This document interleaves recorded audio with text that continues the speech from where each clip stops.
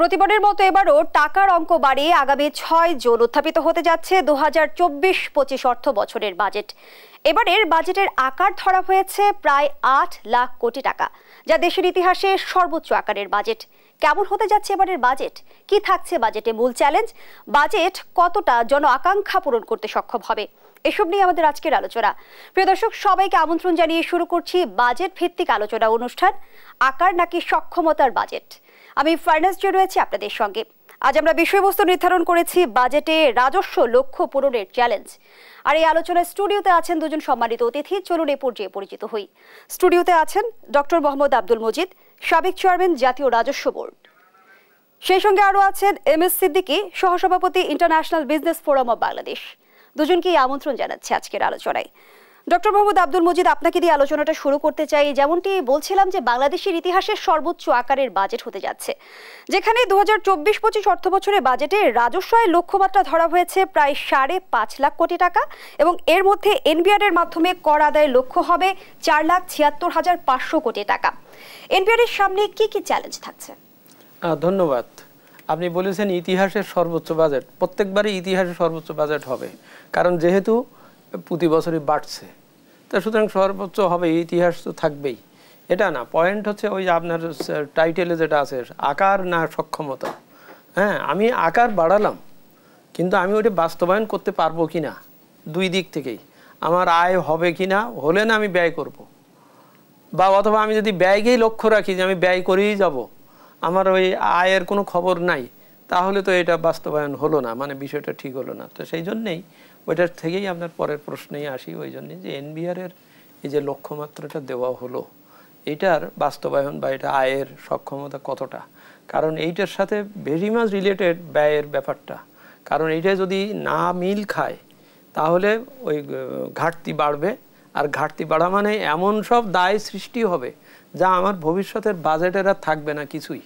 এই দায় মানে অর্থাৎ ঋণ দিন সব শোধ করতে যেয়ে, যেমন এবছরও আপনার দেখবেন সুদের বাজারটাই হচ্ছে সবচেয়ে বড়, পয়সাটে দেখবেন বড় সেজন। তো সেই জন্যে তো এখন এই যে এনবিআরকে যে লক্ষ্যমাত্রা যেটা দেওয়া হচ্ছে, এটা চ্যালেঞ্জ কথাটা আমরা এই জন্যই বলছি, কারণ বিগত প্রায় ২০১৫ সালের পরের থেকে, যখন থেকে আমরা বাজেটকে ঐতিহাসিক বৃহত্তর বাজেট বলা শুরু করেছি, যখন থেকে যে আমরা একটা পরিতৃপ্তিতে আছি, সবাইকে বলতে চেষ্টাও করেছি যে আমরা সবচেয়ে বড় বাজেট বানাচ্ছি।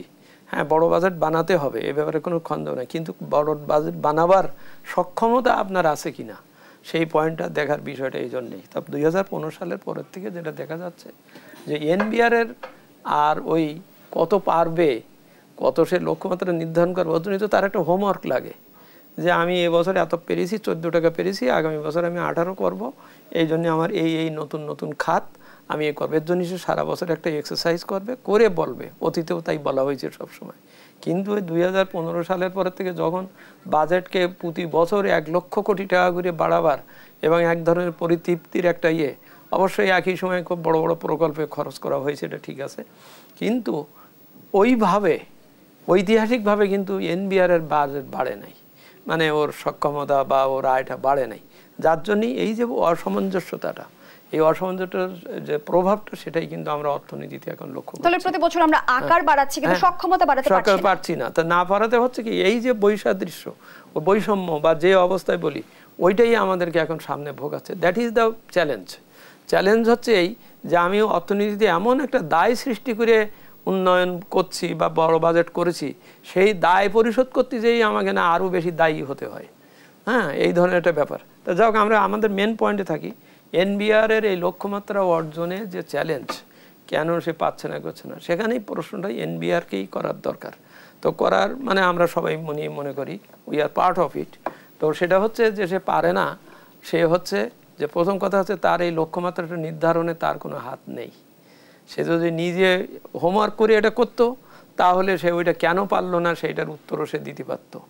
তাকে যদি উপরের থেকে বলা হয় যে তোমার গত বছর তুমি ৫ লাখ কোটি করেছিল না, গত বছর ৪,৩০,০০০ কোটি টাকা ছিল এনবিআরের অংশটা, এবার তোমার ৪,৭০,০০০ করতে হবে।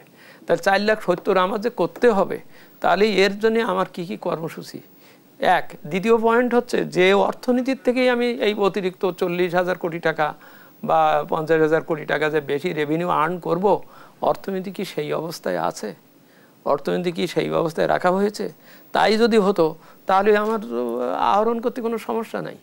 এদিকে অর্থনীতি দিন দিন নানানভাবে, যেমন মানুষের ক্রয় ক্ষমতা নাই ইত্যাদি নাই, সে ফলে কেনাকাটা করতে পারতেছে না, ফলে ওখানে আমার ভ্যাট কমে যাচ্ছে। তারপরে ও কিনছে না বলেই উৎপাদন কাজ হচ্ছে না এখানে। তারপরে আমি আমদানিকে সংকুচিত করেছি, র মেটেরিয়াল বা মেশিনারি জানা থেমে যাচ্ছে। র মেটেরিয়াল মেশিনারি থাকা মানে আমার এখানে উৎপাদনে এসে থেমে যাচ্ছে, ফলে আমার আমদানি রপ্তানিও হচ্ছে না, জনগণের কাছেও আমি সুলভ মূল্যে আমি জিনিস সাপ্লাই দিতে পাচ্ছি না। অর্থাৎ একটার সাথে একটা কিন্তু প্রযুক্ত। তো সুতরাং আমদানি কমে গেলে, আমদানি বিল বা কাজ কমে গেলে, তারপরে এই ক্রয় ক্ষমতা কমে গেলে, আর তৃতীয়ত হচ্ছে আয়কর, যেটা ডাইরেক্ট আর কি, যার কাছ থেকে নেওয়া হবে, প্রত্যক্ষ কর, যেটা ইম্পর্টেন্ট। সেখানে দেখা যাচ্ছে যে সকলকে করের আওতায় আনা হয়নি, যাচ্ছে না, বা তারা আসছে না। যারা আসছে না তাদের ধরবার ব্যাপারে, তাদেরকে বাধ্য করার ব্যাপারে, এটা তো এনবিআর এর কাজ না, একক কাজ না। ওর কাজ হচ্ছে রেভিনিউ যার কাছে যা আছে সেটা আদায় করা। ওই আদায় করতে যে এসে পাচ্ছে কিনা, তার সক্ষমতার কি ব্যাপার, সেটা তো আবার ওই প্রশ্নে ওখানেও যায়। সক্ষমতা কে করবে? রাষ্ট্রকেই করতে হবে। তো এনবিআরকে সক্ষম, তার যদি লোকবল না থাকে, তার যদি প্রশিক্ষিত লোকবল না থাকে, তার যদি অফিস না থাকে, তার যদি উপজেলা পর্যন্ত অফিস না খোলা হয়ে থাকে, এগুলো তো রাষ্ট্রকেই করতে হবে। কিন্তু ডক্টর মোহাম্মদ আব্দুল মজিদ, আমরা জনবহুল দেশ হওয়া সত্ত্বেও কিন্তু আমাদের কর নেট হার সেই হারে বাড়ছে না। আমাদের মাঝেও কি আন্তরিকতার অভাব রয়েছে সেক্ষেত্রে? সকলের ভিতরে আছে, সকলের ভিতরে আন্তরিকতার কথাটা ওই জন্যই কিছুক্ষণ আগে আমি যেটা বলতেছিলাম, যে যদি সমাজে আপনি এই ধরনের একটা পরিবেশ সৃষ্টি করেন যে কর না দিয়ে, কোনো কাজ না করে সেই টাকা বাইরে পাঠানো যায়, এবং পরে আবার বলা হয় আনেন আপনারা আরো করের হার কম করে দেব, হ্যাঁ, মানে লোকেরা যেখানে হয়তো 25-30 দিচ্ছে, আপনার বেলায় হয়তো আপনারা একবার দেখছি 10, এবার শোনা যাচ্ছে 15। এই যে ইনসেন্টিভ দেওয়াটা, এই ইনসেন্টিভটার তো কোনো রেজাল্ট নাই। কারণ এতদিনও যে দেওয়া হয়েছে টাকা কিন্তু সেভাবে আসে নাই। এখন আমি কি করছি? আমি একটা নৈতিক দুর্বলতা সৃষ্টি করছি।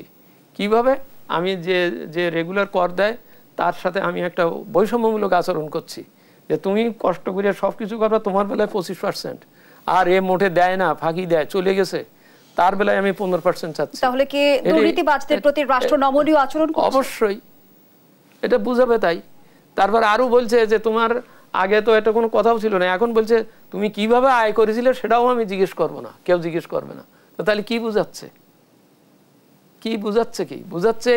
যে তুমি করে যাও। তাহলে এখানে একদিকে যখন আমি একজনকে বলছি তুমি অন্যায় করে যাও, ও করো, লুটপাট করো ইত্যাদি, অন দ্য আদার হ্যান্ড আমি যে লোক ন্যায়সঙ্গত নীতিসঙ্গত দিচ্ছে তারে হাজার প্রশ্ন করতেছি, তারে কত প্রকার প্রশ্ন করতেছি, এবং উনি যে দিচ্ছেন না, এতে যে আমার যে চাপটা পড়তেছে, সেই চাপটা ওই যে রেগুলার যে লোক তারে করতেছি করে, তো আমি তাকেও, যে এক্সিস্টিং, তাকেও নিরুৎসাহিত করছি। আর নতুনরা সহজে আর ওই করদাতা হতে চাবে না, কারণ সে দেখবে আমি করের জালের ভিতরে ঢুকে গেলে আমাকে তো প্রশ্ন করতেই থাকবে, আমাকে দিতেই হবে। তো হচ্ছে বেটার আমি বাইরেই থাকি, আমি ওনার মতন মহতাব জামাই আদর 2 দিন পরে পাবো। এবং সবসময় আপনি দেখবেন এই কালো টাকা সাদা টাকার এই ব্যাপারটা করার সুযোগটা সবসময় এই জুন মাসে এসে শুরু হয়। দেখে ওরা, কিন্তু বসে বসে দেখে যে এটা কন্টিনিউ করে কিনা। কন্টিনিউ করে তাহলে ও যা দেওয়ার কথা ছিল ওইটা সে দেয় না, ধরে রাখে, কারণ জানে যে ঠিক আছে আরেক বছর আমি রাখতে পারছি। আর যদি এখানে একবার কাট অফ করে যদি বলা হতো যে দিস ইজ দ্য লাস্ট, এরপরে আর এটা করা হবে না, এবং এরপরে যদি কারো কাছে কালো টাকা পাওয়া যায় তার কিন্তু এই জেল জরিমানার ব্যবস্থা হবে, যেটা 2008 সালে করা হয়েছিল, ভারতেও করা হয়েছিল, সব জায়গায় করা আছে। সবসময় কিন্তু এই যে মরিটোরিয়াম যেটা দেওয়া হয়, এটা কিন্তু একটা সংক্ষিপ্ত একটা সময় দিয়ে দেওয়া হয়, 2 মাস বা 3 মাস, বলে আমি এই লাস্ট সুযোগ দিচ্ছি, এইভাবে তুমি এটা করবে, না করলেই এরপরে তোমার ব্যবস্থা নেওয়া হবে। তাহলে ওর ভয় থাকে, ও জানে যে এটা না দিলে আমি সুযোগটা হারাইলে আমি পরে আর কিছু পাবো না। এখানে তা না, বছরের পর বছর, এবছর আছে, গত বছর আছে, তারপরে বছর আছে, এবং ও সবসময় জুন মাসে এসে খেয়াল করে এবং এখানে দিন দরবার করে যে এই সুযোগটা আপনি রাখেন, রাখলে আর আমি এবার আর দেবো না। গত বছর ঠিক ইলেকশনের যে সিস্টেমের কথা বলছেন, তাহলে তো আসলে দুর্নীতিবাজ কিংবা যারা অনিয়ম করছে তারা আসলে আরো অনুপ্রাণিত হবে। শোনেন জুই, এটার আমার আলাদা করে বলার তো দরকার নেই, আমরা তো সমাজে দেখতেছি, পেপারও কদিন ধরে দেখতেছি। ধন্যবাদ জানাচ্ছি ডক্টর মোহাম্মদ আব্দুল মজিদ। পরবর্তী অংশে আবারও ফিরছি আপনার কাছে। এমএস সিদ্দিকী, যেমনটি বলছিলাম যে 8 লাখ কোটি টাকার বাজেটে কিন্তু মূল চ্যালেঞ্জ এবার ধরা হয়েছে মূল্যস্ফীতি নিয়ন্ত্রণ, রাজস্ব আয় বাড়ানো এবং রিজার্ভের বিষয়টি। আর কি কি চ্যালেঞ্জ দেখছেন? আমি তো এটা তো বাদ কি বাদ, যা মুদ্রাস্ফীতি এবং রিজার্ভ এগুলোকে চ্যালেঞ্জ হিসেবে দেখছে বাজেটের, কিন্তু বাস্তবে বাজেট যেভাবে তৈরি হচ্ছে বা আমরা বিভিন্ন পলিসি ডিক্লারেশন বা পেপারে যেসব নিউজ আসছে, আমরা দেখছি যে অনুৎপাদনশীল ডেভেলপমেন্ট ওয়ার্কগুলোকে বন্ধ করা হচ্ছে না, সেগুলোকে চালু রেখেছে সরকার। বাজেটটাকে ঋণ নির্ভর, লোকাল ঋণ, স্থানীয় ব্যাংকের কাছ থেকে ঋণ, বাংলাদেশ ব্যাংকের কাছ থেকে ঋণ এবং বৈদেশিক ঋণ নির্ভর একটি বাজেট করতে চাচ্ছে। তো এগুলো যদি ঠিক থাকে, আগের মতো যদি রাখা হয়, তাহলে মুদ্রাস্ফীতি কমানো যাবে না। তারপর আরেকটা জিনিস হচ্ছে যে বাজেটের আকার বড় করার জন্য যেটা করতে হয়, যে প্রত্যেকবার যে আকার বাড়ানো হয়, তার মানে একটা ডেফিসিট বাজেট করা হচ্ছে। এই পরিস্থিতিতে যেখানে পৃথিবীর সবচেয়ে বেশি ইনফ্লেশন, মুদ্রাস্ফীতি আমাদের দেশে, সেখানে এই ডেফিসিট বাজেট করার কি দরকার? এটাকে বরং সারপ্লাস করা দরকার, মার্কেটে পানি সার্কুলেশন কমিয়ে আনা দরকার। আর ব্যাংকিং সিস্টেম থেকে এইভাবে লোন নিয়ে বা বিদেশ থেকে লোন নিয়ে করলে এই মনিটারি পলিসিটা, ফিসকাল পলিসিটা কোনোভাবেই মুদ্রাস্ফীতিকে দমন করার জন্য সাপোর্ট করে না। অ্যাট দি সেম টাইম আমাদের যেটা ডক্টর মজিদ আলোচনা করলেন যে আমাদের রেভিনিউ কালেকশন নিয়ে, এনবিআর এর ভূমিকা নিয়ে, সেখানে প্রতি বছরই একটা টার্গেট দেওয়া হয়, কোনোবারই সেই টার্গেটটা অ্যাচিভ করতে পারে না। এখন এটা পারে না, কিন্তু অ্যাট দি সেম টাইম প্রতি বছরই কিছু না কিছু বাড়ে, রেভিনিউ বাড়ে। এটা কারোর প্রতি অন্যায় করা হচ্ছে, কাউকে বিশেষ সুযোগ দেওয়া হচ্ছে, এটা উনি বিশদ আলোচনা করেছেন। কাউকে বেশি সুযোগ দেওয়া হচ্ছে, কারোর প্রতি অন্যায় করা হচ্ছে, করে রেভিনিউ কিন্তু বাড়ানো হচ্ছে। এই যে রেভিনিউ বাড়ানো হচ্ছে, এই জন্য এটা টার্গেটটা অ্যাচিভ করা যাচ্ছে না। কারণ সরকারের নীতি, রেভিনিউর সরকার হলে একটা নির্দিষ্ট করে যে এত টাকা তুমি আমাকে দিবা, এনবিআরকে বাধ্য করতে চায়। কিন্তু জনাব এমএস সিদ্দিকী, সেখানেই কিন্তু ডক্টর মোহাম্মদ আব্দুল মজিদ বলেছিলেন যে আসলে এনবিআর তো নিজে নিজে নির্ধারণ করছে না তার লক্ষ্যমাত্রা, তাকে দেয়া হচ্ছে। সেখানে অর্থনৈতিক যে বাস্তবতা আছে সেটিকে বিবেচনায় নিয়ে দিচ্ছে। অর্থনৈতিক বাস্তবতা আরো বেশি ট্যাক্স আদায় হওয়া উচিত, অর্থনৈতিক বাস্তবতা এটা কোনো কনফ্লিক্ট নাই এর সাথে।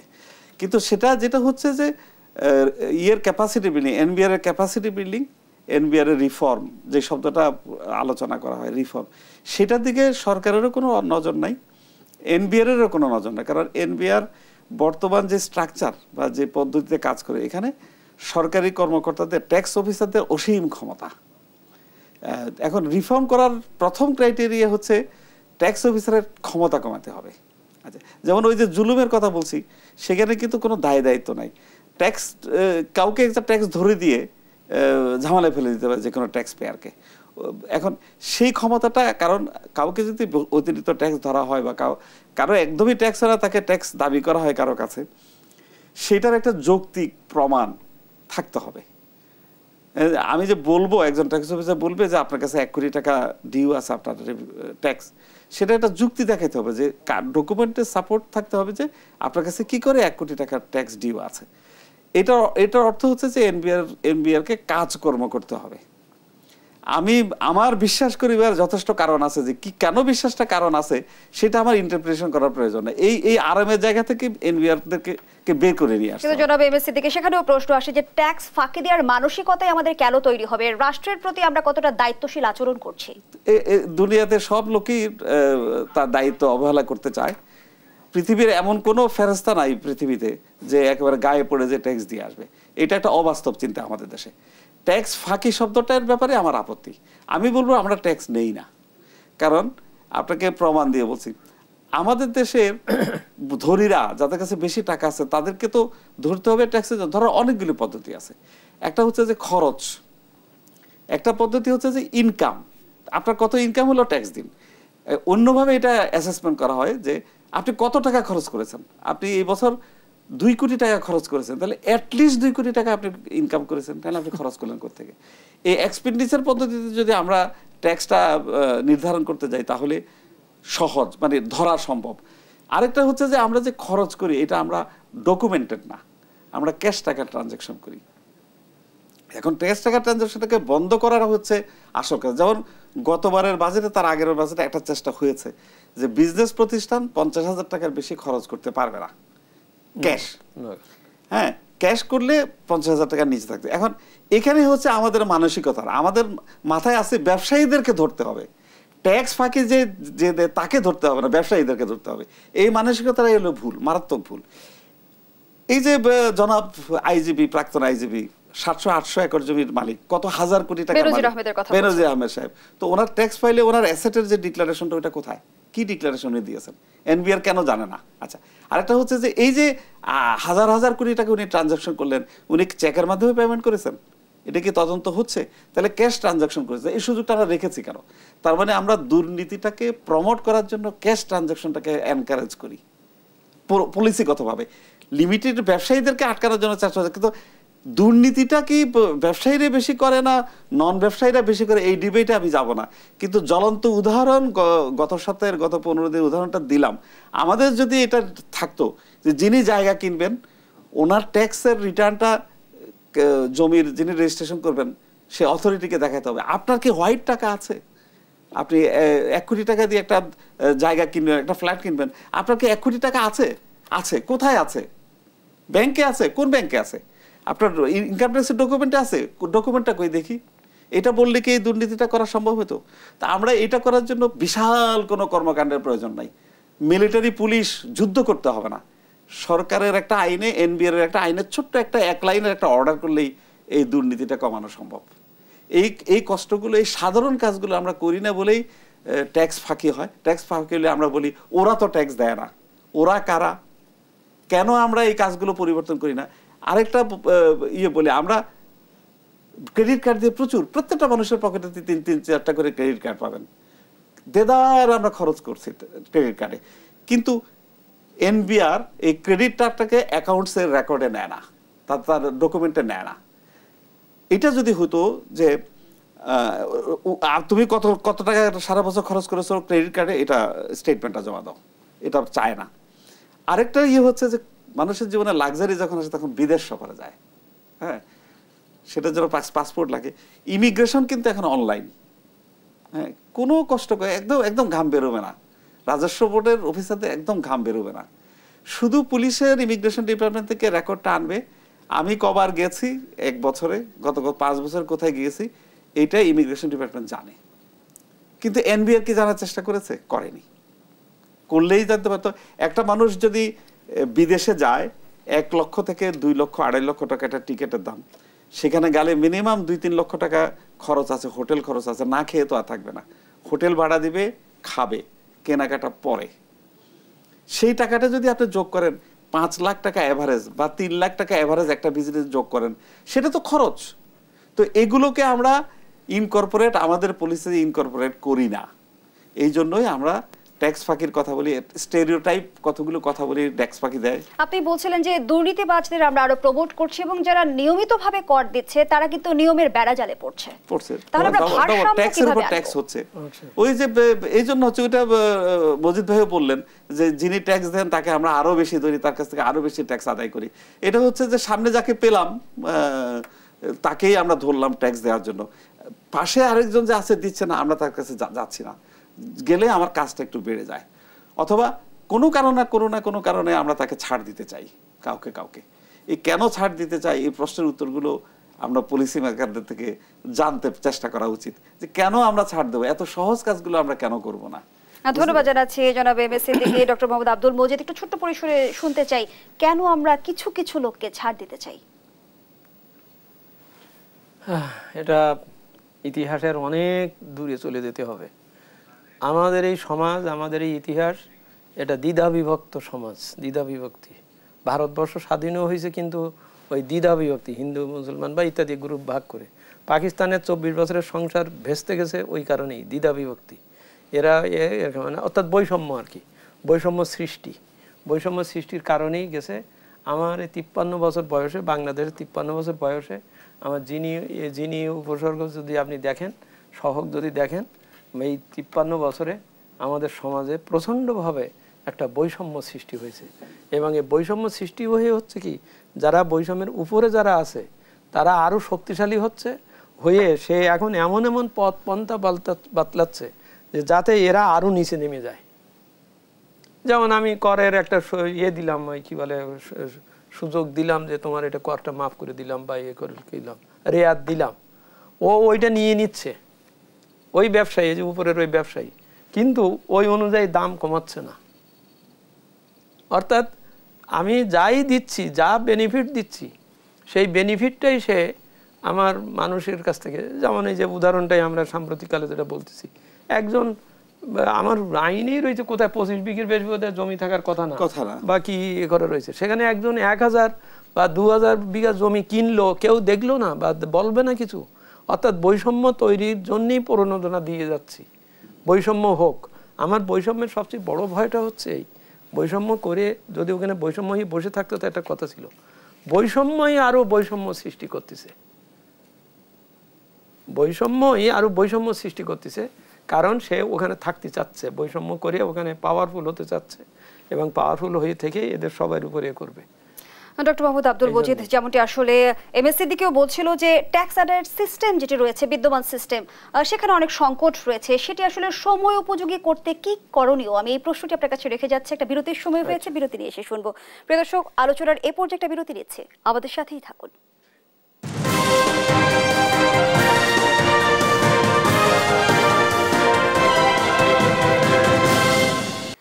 ডক্টর মোহাম্মদ আব্দুল মজিদ, যে প্রশ্নটি আপনার কাছে রেখে গিয়েছিলাম যে ট্যাক্স আদায়ের যে বিদ্যমান সিস্টেম রয়েছে সেটি আসলে সময় উপযোগী করতে কি করণীয়?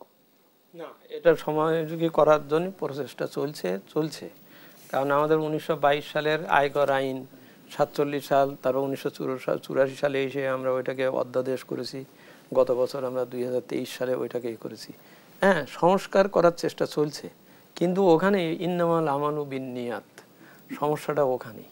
হ্যাঁ, আমি আইন সহজ করলাম, দেখালাম সহজ করলাম, কিন্তু ভিতরে ভিতরে এমন জিনিস রেখে দিলাম যে ওই না হাত দিলে বরং ভালো হতো। সেখানে আইনের ফাঁকফোকরে রেখে দিচ্ছি, একবার ড্রাফট করার সময় আমি রেখে দিচ্ছি সুযোগ, যে যাতে এখান থেকে সে বেরিয়ে যেতে পারে। অথবা এখানে আমাদের দেশের আইনের প্রয়োগ এবং এর বড় প্রথম সমস্যা হচ্ছে, যেমনটি সিদ্দিকী সাহেব বলছিলেন, যে আমি কিছু দুষ্টু লোকের ধরবার জন্যই আইনটা করলাম, খুব কড়া আইন করলাম, করে আমি ওনারও প্রয়োগ করলাম না বা করতে পারলাম না, কিন্তু আমার আইনটা থেকে গেল। যে ওই যে সাধারণ লোকেরা তারে তখন বলছি যে এই অবস্থা। যেমন কথা আছে যে আপনি রাষ্ট্রের ভিতরে ঢোকার সময় বলে যাবেন, পুলিশকে বলে ঢুকবেন, ঠিক আছে? তো এখন বহু লোক ওইভাবে চলে যাচ্ছে, পুলিশ কিছু বলে না। হ্যাঁ, তো এক শান্তশিষ্ট ভদ্রলোক সেই যে বলছে, ভাই আমি কি একটু ভিতরে ঢুকবো, আইনি লেখা আছে আপনাকে বলে যেতে হয়। হ্যাঁ, বলে না, যেতে পারবেন না। বলে যে ওরা যাচ্ছে, ওদের কিছু বললেন না? বলে ওরা তো আমার জিজ্ঞেস করেনি, আইনে আছে আমার জিজ্ঞেস করতে হবে, তো ওরা তো আমার জিজ্ঞেস করেনি, সেই জন্য আমি কিছু বলিনি, আমি ব্যাখ্যা দিয়ে দিলাম একটা, কিন্তু আপনি আমার জিজ্ঞেস করেছেন, সুতরাং আমি আপনারা না করে দিলাম। আইনের ব্যাখ্যা করবার মানসিকতা, আইন প্রয়োগ করার মানসিকতা সংস্কার না হলে, আমি আইনকে সহজ করি আর কঠিন করি, it does not mean anything. আমি যদি মনেই করি যে নির্বাচন আর নিয়োগ পার্থক্য কি, এটা আমার নিজস্ব যদি একটা ব্যাখ্যা আমার নিজের কাছে থাকে, তা তখন আমি ব্যাখ্যায় ওইভাবে নিয়ে যেতে আমার কোনো অসুবিধা হয় না। সেই জন্যই বলছি, দৃষ্টিভঙ্গির আগে মস্তিষ্ক প্রাক্ষলন যারা বলি আমরা আর কি, আগে সেখানে একটা সংস্কার হতে হবে, যে না আমি এটা সত্যি সহজ করব এবং সকলের জন্য প্রযোজ্য করব।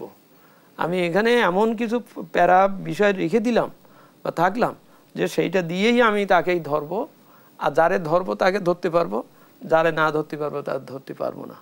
আপনি দেখেন সমাজে এমন একটা জায়গায় যে ঘটনা ঘটাচ্ছে, অন্যায় যে করতেছে, তৈরিই করতেছে, তারই দিচ্ছে চার্জশিট তৈরি করতে, তারই বলতেছে তদন্ত করো, তো সে তো সেইভাবে তৈরি করেই দিচ্ছে কাগজ। আমরা আদালতকে, মাননীয় আদালতকে তো দোষ দেবার কোনো দরকার নেই, উনি যে কাগজ দেখবেন কাগজের ভিত্তিতে দেবেন। কাগজটা যে তৈরি করে দিচ্ছে সে কি, সে কোত্থেকে আসছে, সে কতটা নিরপেক্ষ। এই জন্য অনেক সময় আপনি দেখবেন অনেক ঘটনা ঘটলেই সবাই বলে বিচার বিভাগীয় তদন্ত চাই, কিন্তু বিচার বিভাগীয় তদন্ত করা হয় না। কারণ বিচার বিভাগীয় তদন্ত মানেই হচ্ছে এটা নিরপেক্ষ লোক, অন্য একজন লোক যে এই ঘটনার সাথে জড়িত না। কিন্তু আমাদের দেশে যা নিয়ম, একটা চুরি হবে, ডাকাতি হবে, হবে, যা দেখার কথা সেই চার্জশিট বানাচ্ছে। হ্যাঁ, তা চার্জশিট বানাতে গেলেই সে তো ওখান থেকে পয়লাই একটা সুযোগ রেখে দিচ্ছে ওখানে। তাহলে কি আমরা অনিয়মকে নিয়ম হিসেবে ধরে নিচ্ছি? হ্যাঁ, মানে না, সে ওখানে সুযোগ রেখে দিচ্ছে, এমনভাবে ওই চার্জশিটে লিখতেছে যাতে তুমি এখান থেকে বেরিয়ে যেতে পারবা। আপনার প্রায় দেখবেন অনেক ক্ষেত্রে উনি বেকসুর খালাস হয়ে গেছেন। ইভেন একজন মানুষ মারা গেছে, যাওয়ার পরে ওই আদালতে বহুদিন এটা ঘুরিয়ে ফিরে করে দেওয়া গেল কি যে উনি বেকসুর খালাস হয়ে গেছে। দেন দি কোশ্চেন, তাহলে ওই মানুষের মৃত্যুটা কি মিথ্যা? এই লোক দায়ী না যখন বলছেন আপনি, তাহলে কে মেরেছে? রাষ্ট্র তো সেইটা জিজ্ঞেস করতেছে না, আদালতকে তো সেটাও জিজ্ঞেস করতে হবে, করা উচিত। যে বুঝলাম এ লোক দায়ী, আমি তুমি কাগজপত্র যা দিছো তাতে দেখা যাচ্ছে যে এটা ও লোকের প্রমাণ পায় না, ও খালি হয়ে গেল। কিন্তু আমাকে তো এইটা বলতে হবে, মানুষের মৌলিক অধিকার তো, যে ওই মানুষটা যে মারা গেছে তাহলে কে তাকে মেরেছে। হ্যাঁ, বিষয়টা কিন্তু খুব গুরুত্বপূর্ণ। এই দৃষ্টি থেকে রেখেই কিন্তু এই যে আমাদের মাননীয় সংসদের যে মৃত্যু এবং তার যে কুটি কুটি করে করে করার উদ্দেশ্য ওইটাই, যে একটা প্রমাণ রাখতে চাচ্ছে না। কারণ এখানে যদি কোনোভাবে যদি প্রমাণ না করা যায় যে এইটাই ওনার বডি বা উনি মারা গেছেন, তাহলে রায় এক ধরনের হবে। আর যদি মোটে প্রমাণই না করা যায়, তা তখন ওই তো ধারণার ভিত্তিতে বলতে হবে ইনি না উনি, তা কি হয়েছে ইত্যাদি। অর্থাৎ ওই সাইডে কিন্তু যে আইন প্রয়োগ করবে সে কিন্তু পুরো ব্যাপারটাকে টুইস্ট করতেছে, এবং সে টুইস্ট করবার সুযোগটা সেখানে রাখা হচ্ছে। যেমনটি উনি বলতেছিলেন এনবিআর এর অফিসার, তার কাছে পাওয়ার দেওয়া আছে। যেমন একটা ছিল, আমি উদাহরণ দিয়ে বলি, 2007 সালের সময় আমরা একটা সংশোধনী আনলাম। কি ব্যাপার, তখন আইনটা ছিল এই যে তুমি যদি আপনি যদি ওই অপ্রত্যাশিত টাকা না করেন, তাহলে ওই অফিসার 0 থেকে 250% আপনারা জরিমানা করতে পারবে, আইনে রাখা আছে 250%। এখন আমি ওনার কেসটা করবার সময় ওনার সাথে আমার যে আন্ডারলাইন ভালো যোগাযোগ হয়, আমি ওনার 10 করতে পারি, আই হ্যাভ দ্য পাওয়ার। আবার ওনার সাথে যদি আমার আন্ডারস্ট্যান্ডিং না হয়, আমি ওনাকে 250 করতে পারি 70 হয়ে। তখন আমরা 2007 সালে এটাকে করলাম যে না, এইটা এরকম ওপেন ক্ষমতা, আসলে এরকম ওপেন এন্ডেড থাকতে পারে না, এই ক্ষমতাকে ঠিক করা। তখন আমরা ঠিক করে দিলাম 1 বছরের পুরনো হলে 10%, 2 বছর হলে 20%, বলেছি ম্যাক্সিমাম 50%। সব ক্ষেত্রে আসলে এমন সংস্কার প্রয়োজন। ধন্যবাদ জানাচ্ছি ডক্টর মোহাম্মদ আব্দুল মজিদ। এমএসসি দিকে যেমনটি আমরা জানি যে পরিসংখ্যান অনুযায়ী যদি আমরা আসি, যে রাজস্ব আয় কাঙ্ক্ষিত মাত্রায় বাড়াতে না পারে কিন্তু প্রতি বছর বাজেটে চেপে বসছে ঋণের বোঝা। ঘাটতি নিয়ন্ত্রণ কিভাবে সম্ভব? ঘাটতি নিয়ন্ত্রণ করা তো হলো রেভিনিউ বাড়ানো অথবা খরচ কমানো। খরচ কমাতে হবে, রেভিনিউ বাড়াতে হবে, এই দুইটা ছাড়া তো আর কোনো বিকল্প নাই। সেজন্য তো বললাম যে ঘাটতি বাজেট কেন হবে দেশের এই পরিস্থিতিতে, বর্তমান অর্থনৈতিক অবস্থায় ঘাটতি বাজেট, বেশি খরচ করব, যা আয় তার থেকে বেশি খরচ করব, এই মানসিকতা থেকে তো বেরিয়ে আসা দরকার। তাহলে প্রতি বছর যে আমরা বাজেটের আকার বাড়াচ্ছি, সেটা কি শুধুমাত্র আনুষ্ঠানিকতায় পরিণত হয়েছে? আনুষ্ঠানিকতা, এটার একটা বেনিফিটও আছে। সেটা হচ্ছে যে দেশের 10-12 বছর আগে যখন এটা করা হতো তখন অর্থনীতি স্টেবল ছিল, তখন 5% বেশি খরচ করলে এটার একটা গ্রোথ হতো, গ্রোথের প্রয়োজনই ছিল। কিন্তু এখন তো ওই সময় আমরা একটু সংকটের ভিতর দিয়ে যাচ্ছি, এই মুহূর্তে সেটা করার প্রয়োজন আছে বলে আমি মনে করি না আর কি। আমি একটু যোগ করি, আমি খরচ বেশি দেখাচ্ছি মানে যদি আমার সেইভাবে গুডস অ্যান্ড সার্ভিস প্রডিউস হতো তাহলে এটা ঠিক আছে। আমি 10 টাকার জিনিসকে 25 টাকা ব্যয় দেখিয়ে আমার বাজেট বড় করলাম বা দেখালাম, আমি তো জিনিস তো 10 টাকার বেশি পেলাম না। অর্থাৎ ওই যে আমাদের ট্যাক্স জিডিপি রেশিওটা যে কেন মিসম্যাচ হয় থাকে, ওই কারণ ওইটাই। আমি কাগজ কলমে দেখাচ্ছি যে আমার বিরাট আমার জিডিপির গ্রোথ হয়েছে, মানে কি জিডিপি বেড়েছে, কিন্তু আসলে তো আমার প্রকৃতপক্ষে সম্পদ বা কিছু বাড়েনি। কারণ বাড়তো যদি, তাহলে আমি ওখান থেকে ট্যাক্সটা পেতাম, তাহলে আমার ট্যাক্স জিডিপি রেশিওটা এই ট্যাক্স জিডিপি রেশিওটা অসামঞ্জস্যপূর্ণ থাকাটাই প্রমাণ করে যে আমি গুডস অ্যান্ড সার্ভিস প্রডিউস না করেও টাকা ব্যয় করেছি, এবং আমি এর দ্বারা সমাজে বরং বৈষম্য সৃষ্টি করেছি। অর্থাৎ যে লোক 25 টাকা জিনিসকে 75 টাকা দেখিয়ে যে নিয়ে গেছে, তার কাছ থেকে ট্যাক্সও নেইনি, সে তো বসে বসে আঙুল ফুলে কলা গাছ হয়েছে। একদম স্পষ্ট, ধন্যবাদ জানাচ্ছি এবিএস সিদ্দিকী। বাংলাদেশ তো স্বল্প উন্নত দেশ থেকে মধ্যমায়ের দেশে উন্নীত হলো, কিন্তু আমরা যদি অর্থনীতির গতি প্রকৃতি বলি বা আয় ব্যয়ের বিন্যাস বলি, সেটি কি যথারীতি হচ্ছে? হচ্ছে না তো, সেটাই তো সংকট বলে দেখছে সবাই অর্থনীতিবিদরা। এবং আইএমএফ যে, আমরা আইএমএফ এর অনেক সমালোচনা করি, কিন্তু তারা যে রিফর্মের কথাগুলো বলে সবগুলো হয়তো আমাদের জন্য সুইটেবল না, কিন্তু ওরা কিন্তু এই কথাগুলো বলে যে স্ট্রাকচারাল পরিবর্তন দরকার অর্থনীতিতে বিভিন্ন, এবং এই যে ব্যাংকিং সিস্টেমের কথা অনেক আলোচিত কথা, আমরা এগুলোকে ঠিক করা দরকার, রেভিনিউ ডিপার্টমেন্টে ঠিক করা দরকার, কাস্টমস ডিপার্টমেন্টের রিফর্ম করা দরকার যাতে আপগ্রেডেড হয়, আমাদের ট্যাক্স কমানো দরকার, কাস্টমস ডিউটি জিরোর কাছাকাছি নিয়ে যাওয়া উচিত, প্রতি বছর কমানো উচিত। ওরা সাবসিডির কথা বলেছে, এটা নিয়ে আমরা অনেক সমালোচনা করি, কেন সাবসিডি কমাবে, আমাদের কেউ কেউ ক্ষতিগ্রস্ত হবে বলি, কিন্তু অর্থনীতিকে স্বাবলম্বী করার জন্য সাবসিডি কমানো দরকার। এট দি সেম টাইম ওরা যখন বলে কাস্টমস ডিউটি কমাও, এটা খুব রিগ্রেসিভ, এটা ক্ষতিকারক, উৎপাদন ব্যাহত করে, জিনিসপত্রের দাম বাড়ায়, মানুষের ইন্ডাস্ট্রিগুলোর ওয়ার্কিং ক্যাপিটাল বেশি লাগে, এগুলোকে কমানো হবে। কারণ আমি বলছি না কাস্টমস ডিউটি কমানোর এর অর্থ ট্যাক্স না নেওয়ার কথা বলি নাই, কিন্তু ইনকাম ট্যাক্স নিতে হবে, কাস্টমস ডিউটি কমে যাবে, এটার ইকোনমিক অ্যাক্টিভিটিস হবে, মানুষ ইনকাম করবে, সেখান থেকে ইনকাম ট্যাক্স দিবে। আমাদের দেশে ইনকাম ট্যাক্সটার পার্সেন্টেজ কম, এইটা হবে বেশি। আমাদের দেশে 29% আমরা কাস্টমস ডিউটি নেই। তার মানে একটা ইন্ডাস্ট্রি যখন র মেটেরিয়ালস ইম্পোর্ট করে তখনই আমরা তার কাছ থেকে ট্যাক্স নিয়ে নিই, সে এটা নেয়, নিজে জিনিস উৎপাদন করে, সেটা মার্কেটে যায়, বিক্রি করে, তারপরে টাকাটা পায়। 1 থেকে 1.5 বছর পরে সেই টাকাটার বেনিফিটটা সে পায়, টাকাটা ফেরত আসে। তো কেন আমরা তার কাছ থেকে 1.5 বছর আগে ট্যাক্সটা অ্যাডভান্স নিয়ে নেব, ভ্যাটটা অ্যাডভান্স নিয়ে নেব? এগুলো advance income tax, advance VAT, এগুলো অর্থনীতিকে ক্ষতি করে। এই জিনিসটা এট দি সেম টাইম এটা এনবিআর যারা রেভিনিউ কালেকশন করে ওনাদের জন্য খুব আরাম, ওনাদের হয়ে কাস্টমস ডিপার্টমেন্ট, ওনাদের হয়ে বড় একটা কোম্পানি ট্যাক্স ডিডাকশন করে সরকারের খাতে জমা দিত, তার মানে আমার কিছুই করা লাগলো না, হয়ে গেল। যেমন নতুন ইনকাম ট্যাক্স হয়েছে, ইনকাম ট্যাক্স ল হয়েছে কদিন আগে, সেটাতে আরও বাড়িয়েছে ক্ষেত্র, অ্যাডভান্স ইনকাম ট্যাক্স নেওয়ার ক্ষেত্রটা আরও বাড়িয়েছে। এটার অর্থ হচ্ছে যে আমি আরও কম কাজ করব, কিন্তু রেভিনিউ অটোমেটিক আমার অ্যাকাউন্টে আসবে। তো আমি বসে থাকবো কেন? আমি তো ওই যে আমরা খুঁজে খুঁজে বের করব কারা ট্যাক্স ফাঁকি দিচ্ছে, রেকর্ড দেখে দেখে, ভ্যাট দিয়েছে ইনকাম ট্যাক্স কেন দিচ্ছ না, এক্সাইজ দিয়ে তো এখন ইনকাম ট্যাক্স কেন না, বিদেশে গেছো কেন ইনকাম ট্যাক্স দিচ্ছ না, এগুলো খুঁজে বের করতে হবে। এগুলো করার কাজগুলো অন্তত করুক একটা। তার মানে কি আমাদের কাজের যে ধারা, ইনকাম ট্যাক্স ডিপার্টমেন্টের কাজের ধারা একটা পরিবর্তন, সার্বিক ব্যবস্থাপনা একটা পরিবর্তন আনা দরকার বলে আপনি মনে করছেন। আবারও বিরতির সময় হয়েছে, বিরতি নিয়ে ফিরছি। প্রিয় দর্শক, আলোচনার এই পর্যায়ে আবারও বিরতিতে যাচ্ছি, আমাদের সাথেই থাকুন।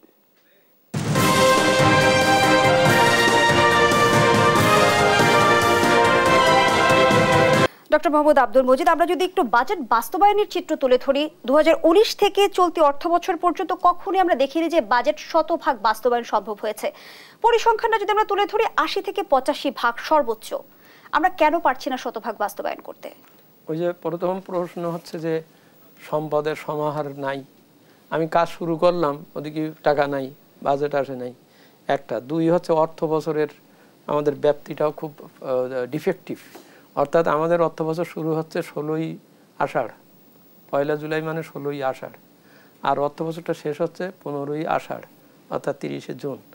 যে দেশের, যে একটা নদীমাতৃক দেশ, একটা নাতিশীতোষ্ণ আবহাওয়ার দেশ, যেখানে ঝড় বৃষ্টি একটা নিত্যসঙ্গী, সেই দেশের অর্থ বছর কোনোদিন এইরকম ভরা বর্ষায় শুরু আর ভরা বর্ষায় শেষ হলে এখানেই আমার ভালো একটা 5-3-4 মাস সময় আমার রীতিমতো অপচয় হয়। প্রাকৃতিক দুর্যোগেরও প্রভাব পড়ছে। তো সেই জন্যই ব্যয়টা করতে চেয়েও করতে পারে না। যেমন এখন বাজেট পাশ করে দিলাম, ইঞ্জিনিয়াররা ঘুমাইলেন, অক্টোবর নভেম্বরের দিক যেই আস্তে আস্তে টেন্ডার করলেন, তারপরে সব বেসিটিজে করে এমন সময় কাজটা শুরু করবেন তখন অলরেডি প্রায় মে বা জুন মাস, ঝড় বৃষ্টি শুরু। আপনি প্রায় দেখবেন যত মানে ম্যাক্সিমাম, এবং চাঁদপুরে যে আমরা বোল্ডার ফেলি একবারে ভরা বর্ষার সময় ফেলি, দেখাই যায় না। কিন্তু ওই বোল্ডারটা যদি আমি পৌষ মাসে ফেলতাম দেখা যেত যে কয়টা, গোনা যেত। অর্থাৎ আমাদের প্রচুর অপচয় অপব্যয় হয় এর জন্যই, এবং এর জন্যই ওই ছিল যে আগে একটা কথা ছিল যে টাকা ল্যাপস হয়ে যাবে, ওটাও আমরা আইন করে করে দিয়েছি, টাকা ল্যাপস হবে না, এ টাকা ক্যারি ওভার হবে। কিন্তু ও কাজ শেষ করে এটা করতে পারে না, এই জন্যই দ্বিতীয় কারণ এই যে বাস্তবায়নের এখানে কম আছে। তৃতীয়ত হচ্ছে আমাদের স্বচ্ছতা, সুশাসন, এসব জায়গায় প্রচণ্ড অসুবিধাজনক।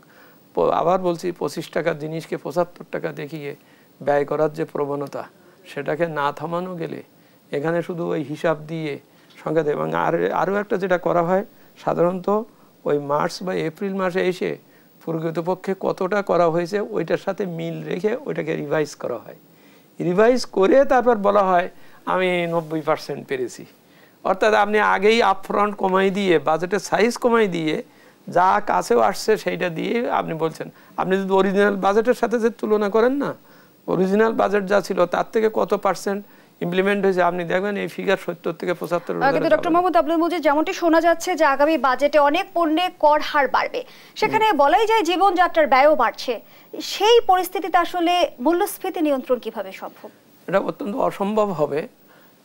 ব্যয় নানান ধরনের রিয়াত কমিয়ে দেওয়া বা আরও নতুন করে কর বসানো, এতে আমার অর্থনীতির সেগমেন্ট যদি আমি চিন্তা করি, আমার প্রায় 75% হচ্ছে ওই কী বলে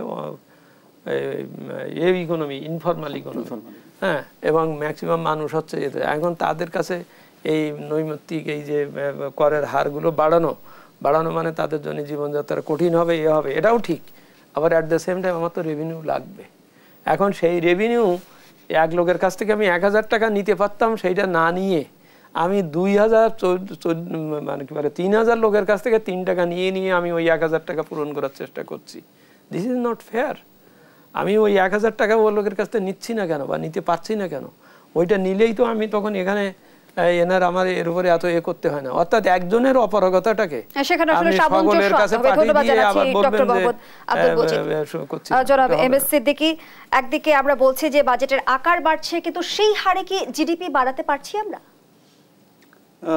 গত বছর তো কমেছে, টার্গেট থেকে কম গ্রোথ হয়েছে। এবার কি হবে জানি না। এবার গ্রোথটা গত বছর তার আগের বছরও মোটামুটি টার্গেটটা অ্যাচিভ করা গেছে। এবার কি একটু চ্যালেঞ্জ হবে বলেই মনে হয় নানা কারণে। সুতরাং এটা আসলে চ্যালেঞ্জ। আর আরেকটা জিনিস হচ্ছে, আপনি ট্যাক্সের ব্যাপারে বলছেন, মজিদ ভাই যেটা বলছেন তার সাথে আমি একটু যোগ করি। সেটা হচ্ছে যে এনবিআর বলছে এবার যে জিরো ট্যারিফের কোনো কিছুই থাকবে না, কিছু না কিছু ট্যাক্স দিতে হবে। আবার সাবসিডি কমিয়ে দিচ্ছেন। এটার সাথে সাথে আরেকটা যেটা করা উচিত আমি মনে করি যে সাবসিডি কমিয়ে দিলে সাপ্লিমেন্টারি ডিউটি কোথাও কোথাও কমানো দরকার। অর্থাৎ ক্লোজ করে নিয়ে আসা। আমাদের যে অনেক জিরো ট্যাক্স থেকে 25% ট্যাক্স, তারপর আবার সাপ্লিমেন্টারি ডিউটি, রেগুলেটরি ডিউটি, এই কমপ্লেক্স এইটা ওইটা করে আমরা জটিল হয়ে যায়। উপর থেকে ট্যাক্স একটু কমিয়ে আনা, নিচে থেকে একটু ট্যাক্স বাড়িয়ে একটু ক্লোজ করা দরকার স্প্যানটাকে, ট্যাক্স স্প্যানটাকে। কারণ একসময় আমরা কিন্তু কাস্টমস ডিউটি কমাতে হবে। ইনকাম ট্যাক্সের ব্যাপারেও তাই। ইনকাম ট্যাক্স নিচের থেকে না বাড়ালেও অন্তত উপরের লেভেল থেকে একটু কমানো দরকার। কারণ এনবিআর এর প্রাক্তন চেয়ারম্যানকে সাক্ষী রেখেই বলতে পারি, বাংলাদেশের ইতিহাসে 1990 সাল থেকে আজ পর্যন্ত যতবারই ইনকাম ট্যাক্স এবং কাস্টমস ডিউটি কমানো হয়েছে, ততবারই আমাদের টোটাল রেভিনিউ কালেকশনটা বেড়ে গেছে। অর্থাৎ ট্যাক্স কমালে রেভিনিউ কালেকশন কমে না। আমাদের সাধারণ একটা ফর্মুলায় আমরা চিন্তা করি যে আমাদের রেভিনিউ দরকার, ট্যাক্স বাড়িয়ে দাও। এটা আসলে খুবই ভুল ধারণা।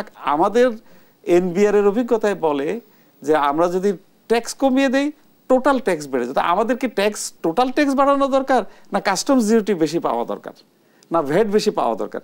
আমাদের কালেকশনটা হওয়া দরকার, ইউনিফর্ম হওয়া দরকার, জাস্টিস হওয়া দরকার। যারা ট্যাক্স দেন তাদের প্রতি ন্যায় বিচার করা দরকার। এই কারণে ট্যাক্স রেটটা কমানোর পক্ষে এখন ওনারা ওই ব্যাপারটা কিন্তু বলছেন না, বরং কোথাও কোথাও ট্যাক্স বাড়িয়ে দেওয়ার কথা বলছে। এটা আমি একটু কনসার্ন এই ব্যাপারে যে এটা করা উচিত না। আমি এটার সাথে আর একটু যোগ করি। কথাটা হচ্ছে এই ইকোনমি তো আমার ইকোনমি, আমাদের সকলের ইকোনমি। সেই ইকোনমিতে কাউকে বেকায়দায় ফেলে আমি ইকোনমি উন্নয়ন করব, এটা ঠিক না। কারণ জনগণ ট্যাক্স তখনই দেবে বা দিচ্ছে, সে অবশ্যই প্রত্যাশা করবে সরকারের কাছ থেকে তার সার্ভিস। হ্যাঁ, তাহলে ওর কর দেওয়ার ব্যাপারে ওর আগ্রহ ঠিক থাকবে এবং ও মনে করবে যে ঠিক আছে, সরকারকে কর দিলে সরকার আমার ব্যয় কমাবে বা আমাকে সাশ্রয় করবে, আমাকে অ্যাফোর্ডেবল লাইফ লিড করতে দেবে।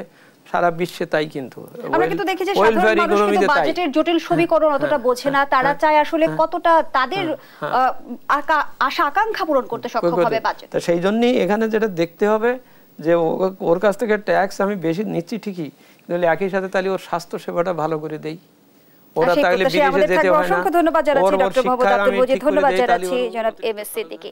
দর্শক, এখানেই শেষ করছি বাজেট পর্যালোচনামূলক আজকের আয়োজন। ধন্যবাদ আমাদের সাথে থাকার জন্য।